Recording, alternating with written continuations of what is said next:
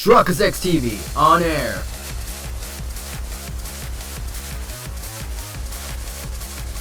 We are now live in 3, 2, 1. Which one's history? Welcome back to an episode of Ace Attorney Investigation featuring Miles Edgeworth. If today's episode right now, we're going to finish it off with Turnabout Visitor. If you have today's episode, make sure to like, press, subscribe channel as we're going to keep on going the story. March 14th, 5:12 a.m., High School Prosecutor's Office, room 1202. Mr. Portman, I finished processing the bloody letter, sir. Alright, let me take a gander at it. Pass it here. Autoplay is this. Okay, looking good. You there, take a good look at this. Take it. Well, if it's a Detective Gumshoe. End of the line for you, Portman. We got you now. Call up for your dog, Mr. Edgeworth. Is this some kind of joke? It's no joke. We know, Mr. Jax Portman, that you are the guilty party in this case.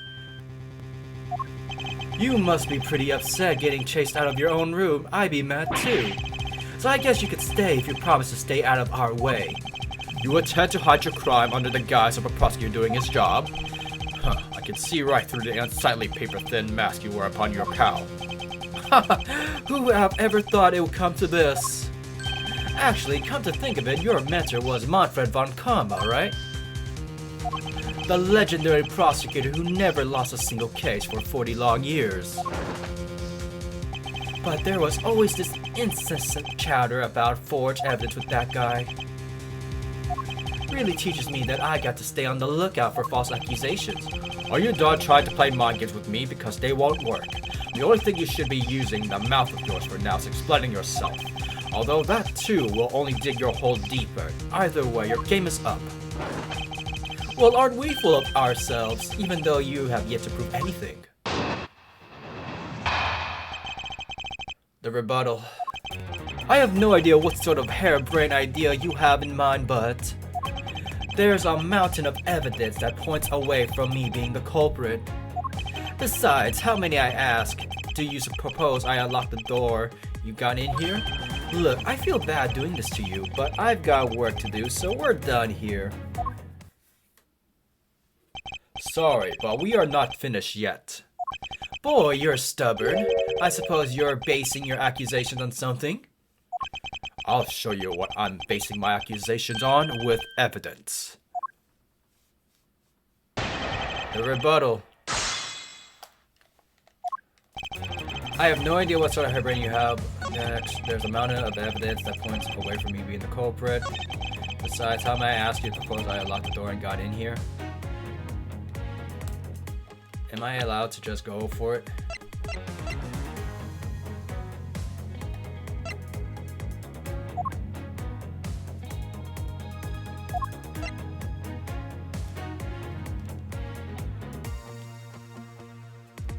Besides, how may I ask, do you propose I unlock your door and got here?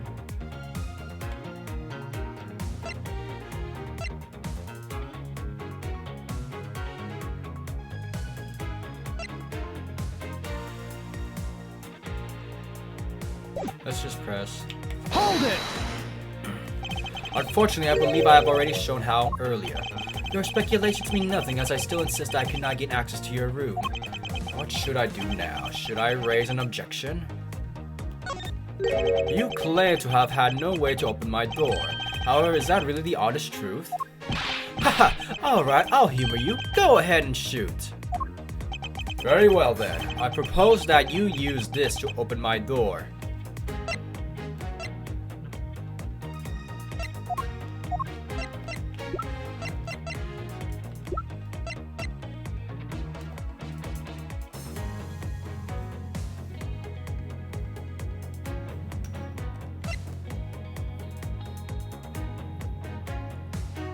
Which one? This is Portman's office. I got two options right here. Let's go. Take that! I believe you were able to open my office door with the master key, no less. Objection! Wait, hold on for a sec. I never laid a finger on that key, as you already know. Precisely, you were able to open my door without lifting a single finger. Well, maybe you did, but only to direct. That's right, you used your finger to direct this person to open my door with the key. Take that! You had asked Miss Bird to open your own office door for you, yes? Yeah, I kind of forgot my key at home. Happens a bit too often for my taste, you know? But the room you had Miss Bird open at the time was not your own, was it? What? You have quite the imagination. But why don't we ask the girl herself whose door she opened, shall we? I certainly that it was Mr. Portman's door, sir. I checked the number plate to make sure I was opening the right door, sir. See, Miss Bird's back up my story. Yet what if you had misled her to fool her into thinking what you wanted? Ha! And how do you suppose I did that?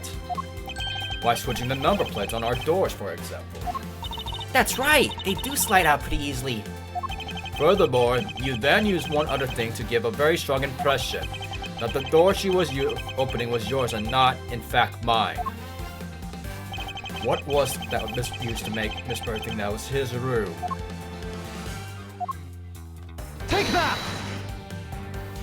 What? The basketball hoop, sir? It's quite the peculiar fixture in any hallway, let alone a hallway in this building, which is why it left an unusual strong impression on you.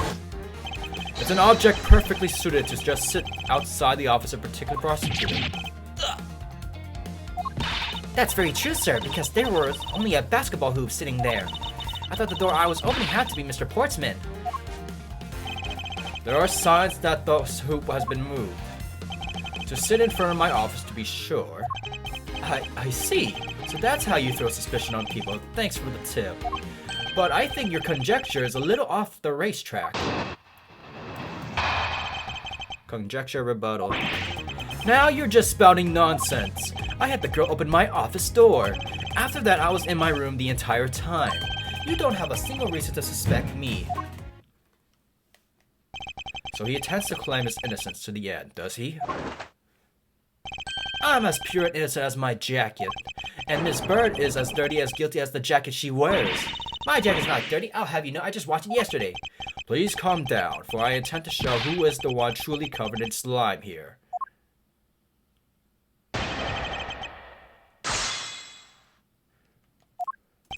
Now you're just spouting nonsense. I had the girl open the office door. After that, I was in my room the entire time. You don't have a single reason to suspect me. Hold it! Using the master key, of course. Sure, you have a problem with that? That is what the master key is for, right? Perhaps we should place it in an elaborate labyrinth of some sort for people like you. Hold it! And what were you doing in your office? I was doing my usual training regimen. Training regimen? Were you going through your law books from the start to finish? Mainly battling practice in some weights. Oh, and I jog when I get the chance. Wow, you must be the buffest prosecutor we have. The weakest legal muscles, it would seem. I was doing my usual workout, so...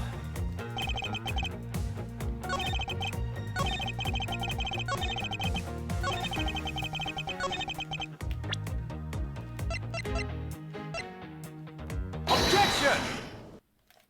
Hey, I was about to look at more evidence on the note, but I actually pressed it, okay. That was a lie. What are you talking about? How is that a lie? This is a note that the victim left for you, Mr. Portsman. A note? It was left under your door, or did you not notice? And right here it says, but you're out. You were not in your room when the victim came to call on you. So then where were you? What were you doing? Shall I explain it in full detail for you? You were busy snooping around in my room, the very room you had Miss Bird open for you. That's just nonsense. You have no evidence that I made the girl open your door for me. Oh, but I do. I have very decisive evidence. No way. This is proof positive that you had Miss Bird open the door for you. I have lost it. I don't know where I'm going at.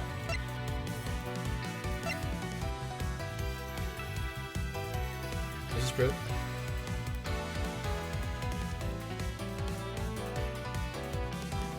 Take that! I had your door dusted for prints. My door? What for? Come on, I bet you didn't find anything. You sure are good at wasting time. You're right, I didn't find anything, and definitely not Miss Bird's fingerprints. Her prints? What did they have to do with anything? Let's put it this way, if she really was the one who opened your door, then her print should naturally be on the doorknob she touched. Further, of all the prints on my office door's knobs to have been wiped cleaned up, I can only assume it's because Miss Bird's fingerprints were on it. Don't you think it's time you gave up your charade?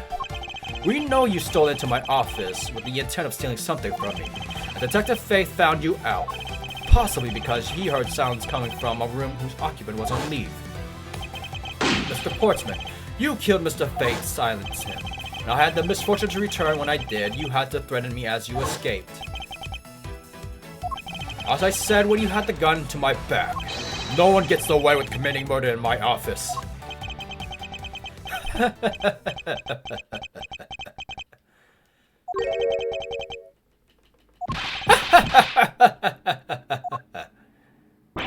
And just what's so funny, pal? Well, that look of stiff seriousness on the face of this office finds prosecutor, as he makes a huge mistake in accusing me, is simply too much to bear. There's just nothing else like it in the world. What? Mr. Edgeworth just explained it all, and he even backed it up. You're the murderer. Just stop trying to be slippery and submit it. And as I said earlier, it's all so circumstantial, so full of conjecture. You say you checked my doorknob for prints? Well, I can readily confess that I had wiped that doorknob as well. I'm a little obsessive-compulsive, you see.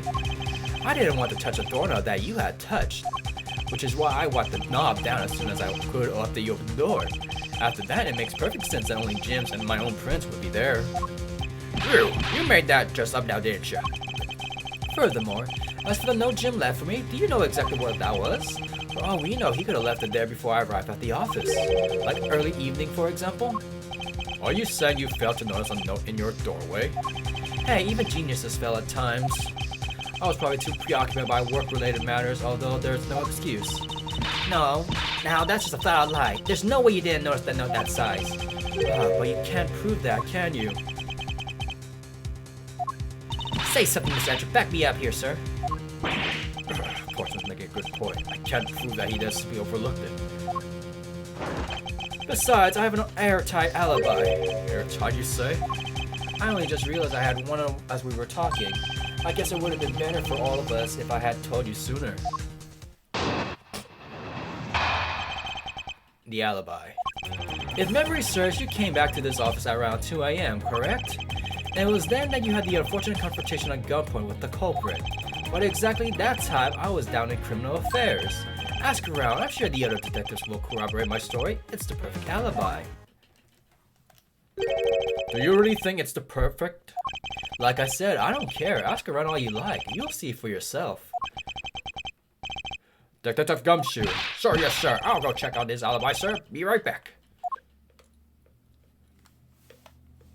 Mr. Edgeworth, sir, I think we're in trouble. It's just like Mr. Portman said. The guy down in criminal affairs said they saw him around 2 a.m. You see? All the evidence points to him being the culprit. So there must be a contradictory point in his alibi somewhere. The rebuttal. The memory serves, she came back around 2 a.m. Hold it! You are correct, it was around 2 a.m. Are you sure? It's really important to me that you're spot on with time. I remember checking my watch then and make no mistake, it was 2. Oh, giving testimony like a pro. Okay, so you came back to your office at 2. And it was then that you had the unfortunate confrontation. Hold it! It is as you say, however. Yes, however, you are the only one who claims to have bumped into the culprit. So tell me, did you see the person's face? Was it me who you saw? It was a pitch black, so I couldn't actually see. Objection! Oh, come now. I'm sure you saw something. Try a little harder, why don't you? I'm beginning to feel like I'm the one being interrogated here. Oh, well, it doesn't matter if you remember or not. It only matters that you ran into the culprit. But at exactly what time I was down in the criminal affairs? Hold it! So you paid the criminal affairs department a visit? Yep, right after I left the prosecutor's building, I headed straight for the precinct. Ask around. Okay, we might. Hold it!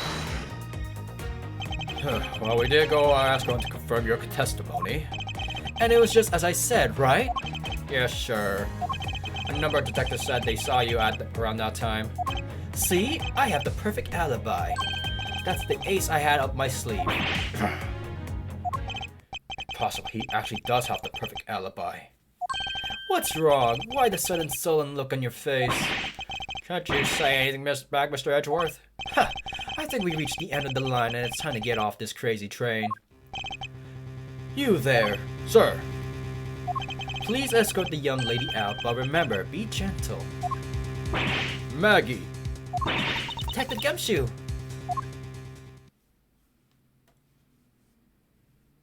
Is there nothing I can do? There must be a way to turn the situation around. If only I had a clue. Did I miss something that could help me cast doubt on his alibi? I need to calmly think this through one more time and with logic.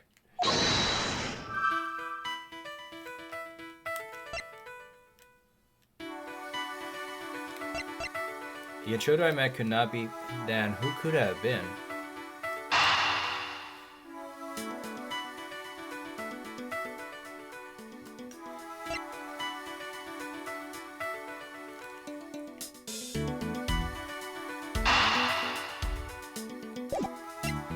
Cover rearrange.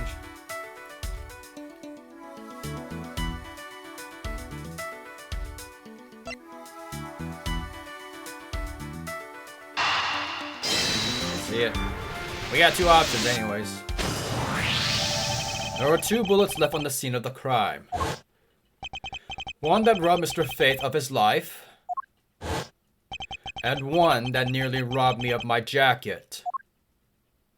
However, the murder weapon only shows signs of being fired once, and that is entirely possible. That a second gun was used in my office tonight. But seeing as though how the killers had to steal Mr. Fate's gun, I thought the killer had another gun up their sleeve. Therefore, the second gun could have been the property of an entirely different person, which could mean that there was another person who paid a visit to my office tonight.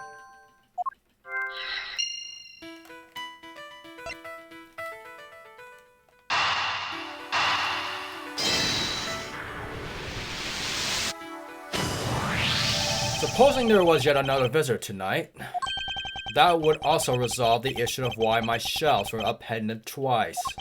We know that the shelves were disturbed once before and once after the murder, so it shouldn't be much of a stretch to think that it was the work of 2 different people. Once by the person who stole the victim's gun and then killed him with it, and once again after the murder by our second culprit, who was the owner of the second gun. If we suppose that the second culprit's gun was the one that was pointed at my back... Objection! Mr. Portman, it seems that I need to amend my assumption regarding this case. Great, so you finally come to your senses. Mr. Edgeworth. Sure, what are you saying? This has been a big misunderstanding on my part from the start. I had assumed that the person I ran into was the killer, but that may not be the case. What do you mean? The person I ran into was just your average thief. A thief? Well, sure. Doesn't that cause some sort of contradiction in the facts? Not at all. It simply means that the killer was someone else. And it means that in actuality, 2 culprits stole into my office tonight. What do you mean 2? It explains both why my shelves were disturbed twice and how there were 2 guns. Mr. Portia tricked Miss Bride and gained entry into my office. Now you're just leading into an argument. You still don't have any actual proof, you know. If you could please go along with my hypothetical scenario for now, Mr. Portsman. In the end, if you really are innocent, you should have nothing to worry about. Now then, returning to my scenario, Mr. Portsman was out to steal something from me, which is why he checked my secret safe and ransacked my shelves this the first time. So then, this would be the files were put back in the wrong order, right? Correct.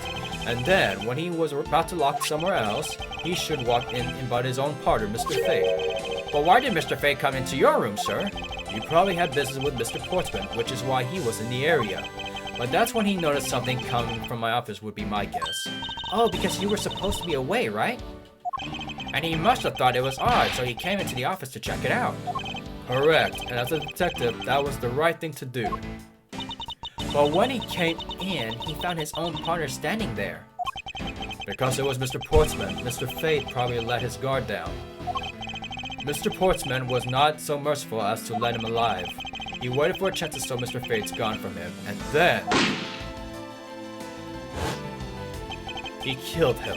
He silenced Mr. Fate for catching him in the act of stealing.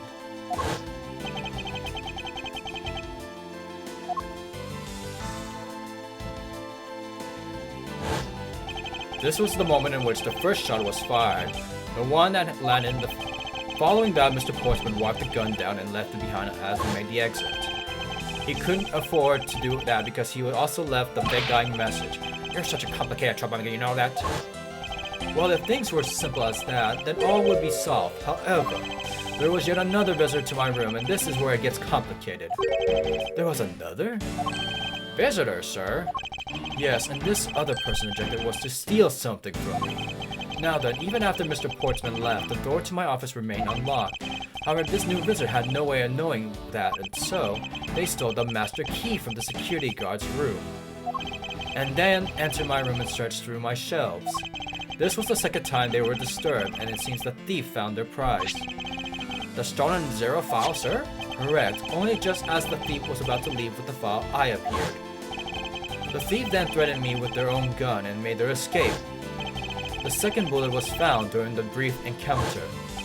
So the shelves getting messed up twice and the 2 bullets, it was all because 2 different people were doing those things at 2 different times. Precisely. So now do you see, Mr. Portsman? The person I met was just a thief and was not, in fact, Mr. Fate's killer. Your alibi for the time frame in which I ran into the other person is now irrelevant, because we now know that the murder took place during the first culprit's visit. Objection!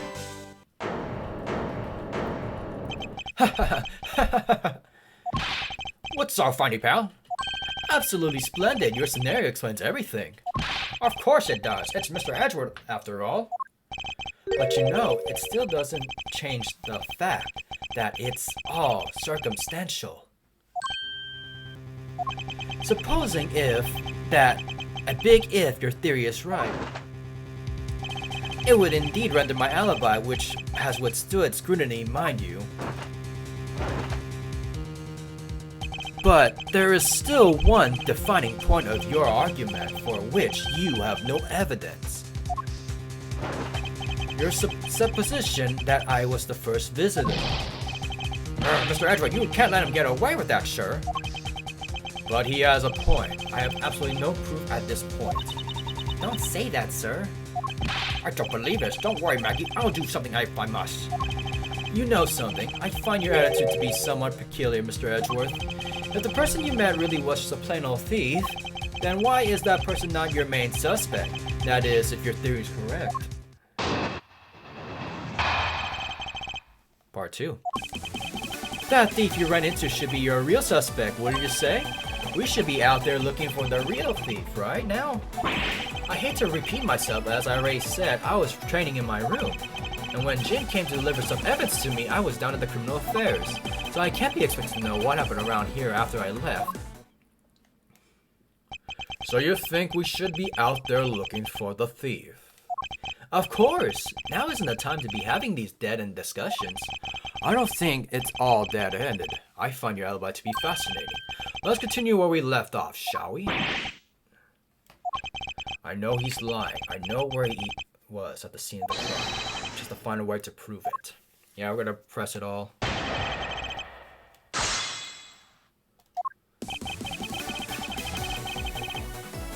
Hold it! Actually, no, I wouldn't say. Elementary, the dying message, of course. Mr. Fate's killer very clearly left those letters on the spines of the letters. And it was after they were on there that the thief stole one of them. You mean the O files, right? And that's how we also know the letters themselves were a setup and not from Mr. Fate. If the thief was the killer, do you think they would try to undermine themselves? Maybe the killer just didn't think of that either.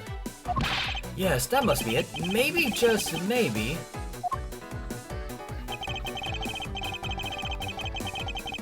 Hold it! Once escaped, I highly doubt a thief would linger nearby.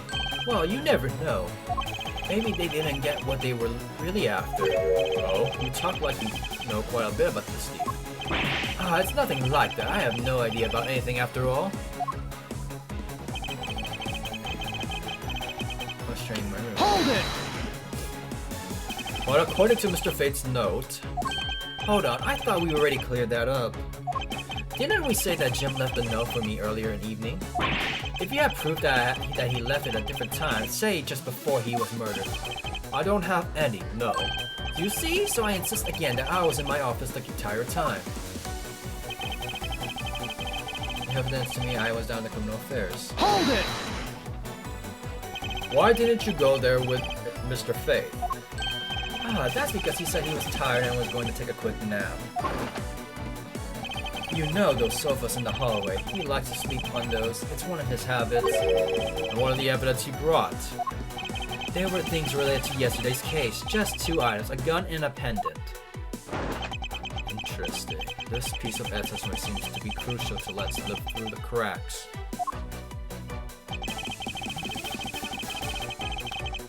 Hold it! A gun and a pendant? Yes, this gun which was the murder weapon, and this pendant which belongs to the victim. And why were you taking them to our criminal affairs? There was something in a past case file I want to compare these two. All this has nothing to do with this case right now. Anyway, I believe you'll find the long paper trail I left to be your satisfaction.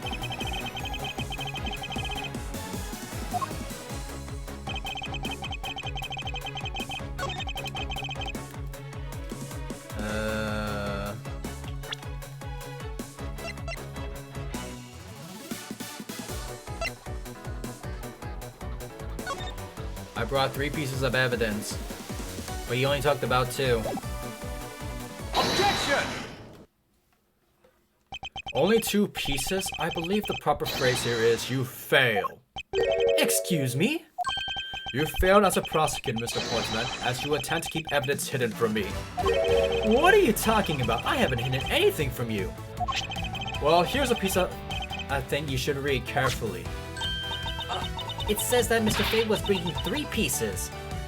Yes, and this is the victim's real dying message to you, Mr. Portman. I can't believe to get tripped up by a sim arithmetic.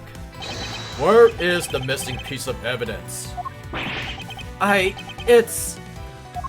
You have it, don't you? Only the guilty would make such a face. Detective Gumshoe. You don't have to say it, sir. I'll pat the guy down from head to toe. Don't come any closer, I'm warning you!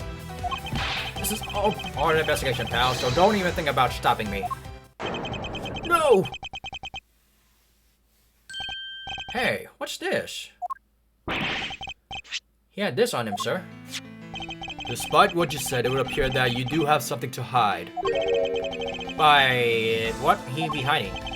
There's only one reason why would hide evidence of this caliber. Because it would unequivocally point to that person himself as the real killer. Let's examine this videotape in a little more detail. For the section of the tape that will drive the last nail into his coffin. KGA incident. Besides the bloodstain that's like right there. Ah, that's blood, isn't it? Yes, and I believe this is what the good prosecutor was trying to hide from us. This blood is still fresh. You mean this might be Detective Fate's blood? No! No! You've got it all wrong! Huh, no amount of denial can save you. We have but to run a blood test to find the truth. You told us that you had received evidence from the victim earlier. Now you will tell us when and how did the victim's blood find its way onto this video? Yeah, it's totally suspicious. Was it the moment of his death? Did Detective Faith have this videotape on his personage when you killed him? You know very well there's no way to prove that. Not even if we were to examine this tape for fingerprints? Ugh. If I had to take a guess, I'd say that the only ones on here would belong to the murderous you and Mr. Faith. No, impossible. I'm... He's done. Lies.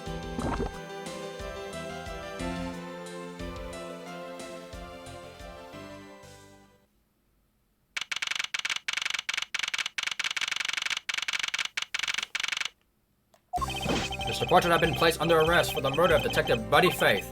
Very good. And the results we got back from the lab techs on the tape turned out to be a real solid, sir. The blood work came back, and it was definitely Mr. Faith's blood in there. And as a bonus, they were also able to lift a few of Mr. Faith's fingerprints as well. Thank you very much, Mr. Edgeworth. I still can't believe I got to see your cool deduction skills outside the courtroom. I'm impressed beyond words, sir. It was nothing. I'm just sorry you got caught up in a murder in my office. Please accept my apologies. It was nothing, really. Compared to what I've been through, I mean. I consider myself lucky that it was only a burglary and a murder this time, sir. If it had been a holdup or a hostage situation, I have thrown my hands up in the air. I think I'm finally rising up from the goddess of misfortune to just unlucky person. Something tells me we should have hired a different person for security details. You know something, sir? That Mr. Portman really was one corrupt prosecutor. And why would you say he was corrupt? Well, I heard that there was a number of suspicious things related to his court cases. There's even rumors about how some of the evidence he used is forged, sir. Forged evidence, huh? And they say even he decided not to prosecute a few cases for some really vague reasons. That guy was a complete disgrace the entire time. We never did get around asking what his reason for breaking into my office. Yeah, whenever we got near that topic, he just clammed up. Although we can be pretty certain that it was to steal something. This is just between you and me, sir, but there's a rumor that some sort of organization is involved behind these scenes. Oh, well.